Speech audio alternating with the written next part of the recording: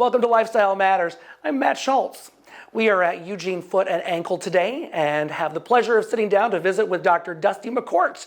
Dr. McCourt, thanks so much for having us back. Thanks for having me. It's great to talk to you. Today we're talking about bunions.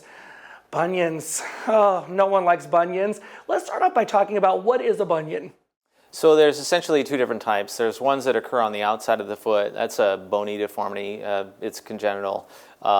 Thanks, Mom and Dad. Yeah, absolutely. The one on the inside is also thanks, Mom and Dad, but it's typically more progressive, and that's the one that I think we should probably spend the most of our time talking about today. Sure.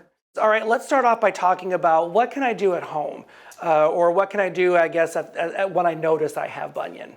So probably the most important thing you can do at home is recognize that you have it as early as you can, and then really start working on the muscle. You know, what happens is you have this intrinsic instability in your foot that causes the rotation of those bones, and really working on those muscles and trying to get them stronger is the most important thing you can do. So like stretching, exercise? Yeah, I mean, honestly, if you just look up exercises for bunions, a lot of times they'll show lots of examples.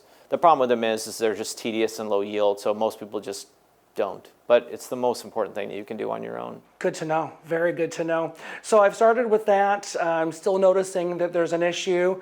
What should I do next? I would probably suggest that you come in and let us look at it. You know, okay. So there's a big difference between a surgical bunion and a non-surgical bunion. And that's why it's really important to come in early so we can talk about that.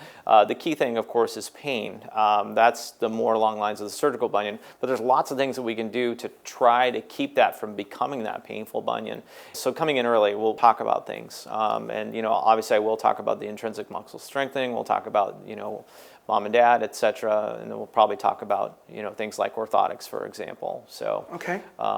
So this is one of those times, as you know, I'm a Kaiser trained podiatrist, so certainly I do feel like orthotics are generally overprescribed, but this is one of those times when it's actually, we have really good literature that supports the utility of these things, and so yeah, we use them a lot. And you prescribe and you actually offer custom orthotics here at Eugene Foot and Ankle. We do, yes. And buying it at the grocery store where it's made for everybody's foot versus a custom that's made for your foot, big difference. Yeah, and I would even expand that to these retail outlets that say that they have custom orthotics that aren't that. If you really want something that's going to treat the issue, then you need to understand the mechanics and build it based on that. So that's where custom orthotics is a lot different. Sure.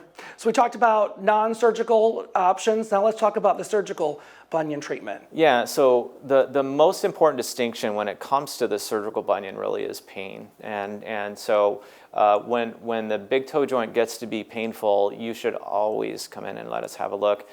This distinction there is really that you're starting to tear up the cartilage in the joint. It's going to lead you down the road to arthritis fairly quickly, and of course that can be quite problematic.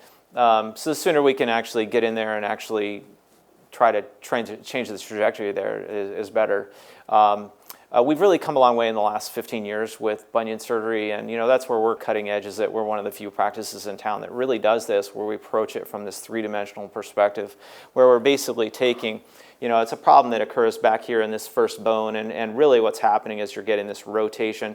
So the traditional bunion surgery has really just kind of shifted things over and held it in place, versus what we're doing is basically de-rotating it back. And one of the great things about that is that the incision placement is typically up here. So people, you know, around the bunion itself, there's really no incision, and for the most part. And then most importantly is that the mechanics of the joint are essentially restored. And so the chances of recurrence with that type is much, much less. So excellent. Yeah. Dr. McCourt, this is great information we all really need. And thank you so much for sharing it with us. My pleasure. And if this is resonating with you and you're thinking, I've got some issues I need to have looked at with my feet and ankles, definitely call the number that's on your screen, check out the website address that you're seeing right there as well, and let Eugene Foot and Ankle help you today. Thanks so much for watching. We'll see you right here next time on Lifestyle Matters.